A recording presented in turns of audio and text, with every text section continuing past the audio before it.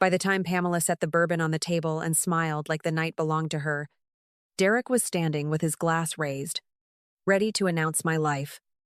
He looked straight at me and told the room, "I finally did something useful with Jillian's side project," while Travis grinned for once and Pamela held her breath like pride. Then he added that he had transferred all 3 patents into Blue Ridge Product Holdings, sold them for $95,000, and at last put this family on the right track. Ron lifted his glass before I touched mine, and Pamela leaned across the candles to murmur, "This is what it looks like when a man takes charge." I stayed where I was, napkin folded across my knees, because my phone had been vibrating against my thigh since the salad course with Caleb Foster's name flashing. 3 days earlier, a USPTO alert had shown me Derek's forged transfer, Travis's new LLC, and the filing that pushed one federally restricted patent into territory nobody fixes over dinner. When Caleb called again, I rose from Pamela's table, stepped onto the back patio, and listened while the cold settled in hard enough to make my breath visible. His voice stayed careful, but the words were not. Department of Energy agents had already contacted the licensee, flagged the assignment, and started asking exactly who thought approval was optional.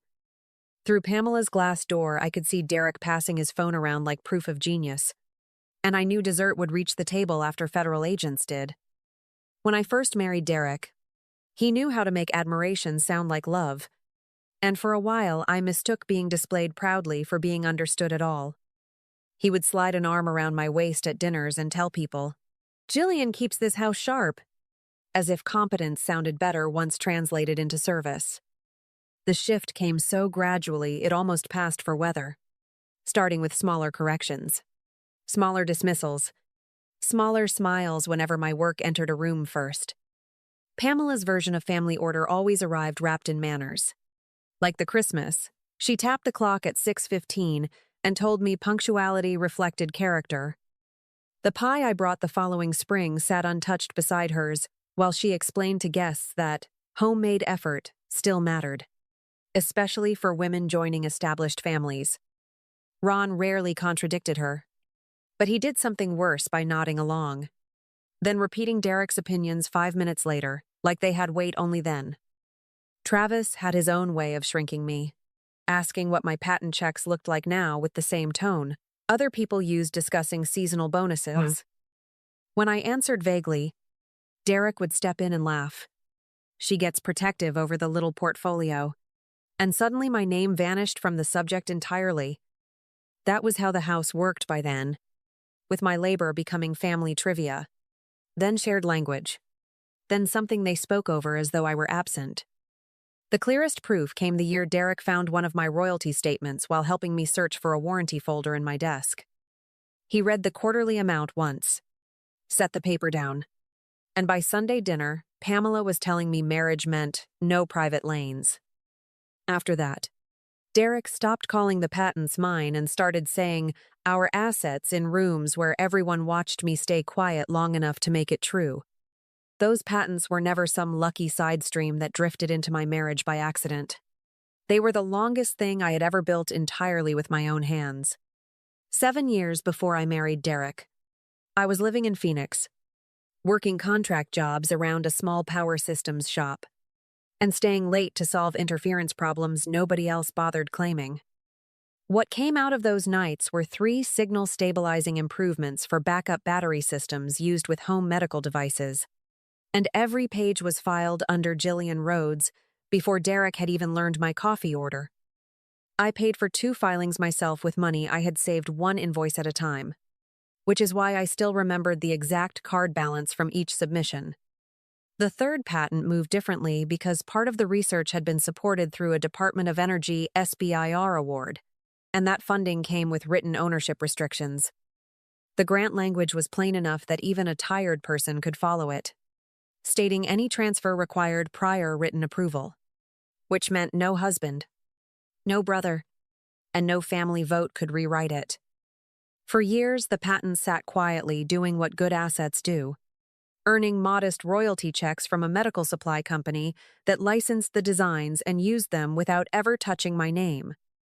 The money grew slowly, then steadily.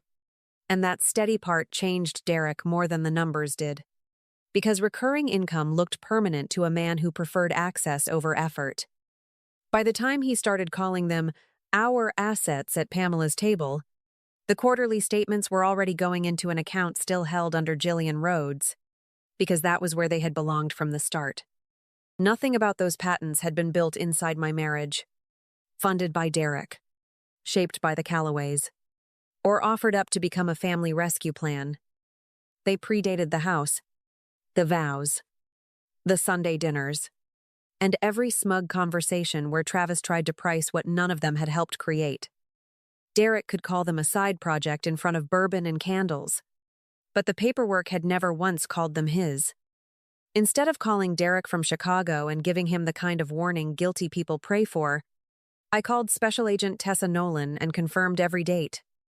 She asked for the assignment record, the grant number, the original filing history, and my return itinerary. Then told me, do not alert them yet. After that, I called Dana Mercer, whose number had been sitting in my phone for months under another name, waiting for a moment neither dramatic nor surprising. By the time I boarded my flight back to Charlotte, I had already understood that panic would only help the people counting in confusion. Derek texted that he was tied up and couldn't get me from the airport, which fit too neatly with a man who preferred distance after theft. I took a car home, unlocked the front door, and stepped into a house rearranged with the confidence of someone who had confused temporary access with ownership. The sofa in the living room had been replaced with a darker leather sectional Derek had wanted for months, and I had refused because it looked hard. In our bedroom, a dry cleaning receipt on his nightstand listed a green wrap dress that did not belong to me, which told me Megan had crossed farther in. Then I opened my office cabinet and found the DOE grant folder pulled forward, photocopied, and shoved back crooked, which meant Derek had read enough. He had seen the pages that proved the patents existed, the restrictions attached to one of them, and the signatures he later practiced copying badly. I put every paper back exactly where he had left it, drank a glass of water in my own kitchen, and let the evening stay as ordinary looking. By then, the affair, the stolen filing, the new LLC, and Megan's quiet place inside, all of it had stopped being suspicions and become evidence. Pamela had set out the good plates again, the heavy ones she reserved for nights when she wanted the table to feel like a verdict instead of dinner.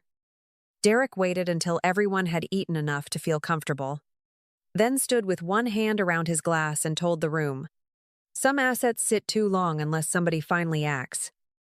Travis laughed before the line even finished. Megan kept her eyes lowered toward her plate, and Pamela looked at Derek with the satisfied stillness of a woman watching a prediction come true. He went on about waste, initiative, and how families fall behind when nobody is willing to make the hard calls. Then nodded toward me like generosity itself had chosen a seat. Jillian's patents were sitting there underused, so I moved them where they could actually build something, he told them, savoring every word like he had practiced it. Ron raised his bourbon, and Pamela followed with, "That's what leadership looks like," as if theft sounded cleaner once spoken over roast beef and polished silver. When my phone vibrated again with Caleb Foster's name, I stepped onto Pamela's back patio, took the call, and listened while the cold hit hard across my face. He kept his voice measured, but the message underneath was already moving fast. Department of Energy agents had contacted the licensee, flagged the transfer, and were asking exactly who authorized it. Through the glass door, I could see Derek turning his phone toward Travis and Megan, probably showing them the LLC paperwork or the assignment notice like proof he had beaten me. By the time I walked back inside, Derek was leaning closer to Travis and saying, "The trick was making the signature feel natural. Same slant, same pressure, same rhythm." Megan did not look shocked, which mattered more than any excuse she might have invented later. And Pamela only smiled wider and told Derek, "You did what needed doing." I sat back down, folded my napkin once, and looked past the candles toward the front windows just as the first dark government vehicle turned into the driveway. I was the one who opened Pamela's front door, and Special Agent Tessa Nolan stood there with 4 other agents, wearing the kind of calm that never asks permission. She showed her credentials once, glanced past me toward the dining room, and asked, "Are Derek Calloway and Travis Calloway both still at the table?" I stepped aside without another word, and their shoes crossed Pamela's hallway with the measured certainty of people arriving exactly where the paperwork had already brought them. The room changed before anyone spoke, because Derek was still half standing with his glass in hand when Tessa entered and called him by his full name. She told him he was under arrest for wire fraud, forgery, and the unauthorized transfer of federally restricted intellectual property tied to a Department of Energy SBIR award. Travis stopped moving altogether when she followed with the name Blue Ridge Product Holdings, the filing date on the LLC, and the transfer record they thought existed only on paper they controlled. Derek looked at me as if marriage itself should still be enough to stop a federal case, then pushed out. "This is my wife's property, too." Tessa did not raise her voice when she answered that patents filed before marriage under Gillian Rhodes, with federal transfer restrictions plainly attached, were not marital assets available for his personal interpretation. Pamela had started whispering that there had to be some mistake, but Megan lost what little color she still had when another agent mentioned the witness signature and the account paperwork she had helped process. Ron shoved his chair back hard enough to scrape the floor, and one of the agents told him, "Sit down, sir," with a tone so flat it left no room for pride. Derek tried one last time and turned toward me with, "Tell them you knew. Tell them you approved it." But Tessa cut through that too by listing the copied grant pages, the forged signature, and the messages about keeping me in the dark until the money cleared. I stood beside Pamela's china cabinet and watched handcuffs close around Derek's wrists, Travis's mouth open without finding a useful word, and an entire family finally forced to look straight at what they had done. After the arrests, the case widened exactly the way clean people always hope it will not, moving past one forged filing into every shortcut that had helped it breathe. The buyer who took the patents without proper review found its process under federal scrutiny, and the transfer handler's license did not survive the month. Derek's employer placed him on leave before the weekend ended, then quietly cut him loose once the charges made clear this was not confusion. The financial review reached farther than the assignment itself, because Derek had been draining our joint accounts in small, uneven amounts long before he touched my signature. Some of that money landed in Blue Ridge Product Holdings, and some of it paid for hotel nights, dinners, and purchases tied directly to Megan. The green dress on the dry cleaning receipt stopped looking like a suspicion and became part of a spending trail with dates, locations, and account numbers. Pamela's dinner post, praising Derek for taking charge, was preserved as evidence before she could scrub it, which ended several social invitations faster than she could explain. Ron had to account for funds that passed through his hands, and Travis cooperated almost immediately once he understood the words personal exposure applied to him too. By then, nobody in that family was arguing about leadership anymore, because the records had already assigned each of them a piece of the truth. By the time Derek stood in court, the confidence he had worn at Pamela's table was gone, replaced by the brittle politeness men borrow when consequences finally start using their full names. He tried to frame everything as a misunderstanding about marriage, shared assets, and intentions, but the copied grant pages, forged assignment, and transaction trail made that story collapse on contact. What mattered to me was not the exact look on his face when the court rejected him, but the simple fact that the law had named what he did correctly and publicly. Once the assignment was voided, the patents moved back where they had always belonged, under my control, under my name, and outside the reach of anyone who had mistaken access for ownership.